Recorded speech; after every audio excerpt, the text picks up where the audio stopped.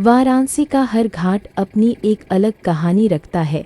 जहां दशाश्वमेध घाट शहर के मुख्य घाटों में से एक है, वहीं पौराणिक बनारस घाट को स्वयं भगवान ब्रह्मा द्वारा भगवान शिव की उपासना के लिए बनाया गया माना जाता है।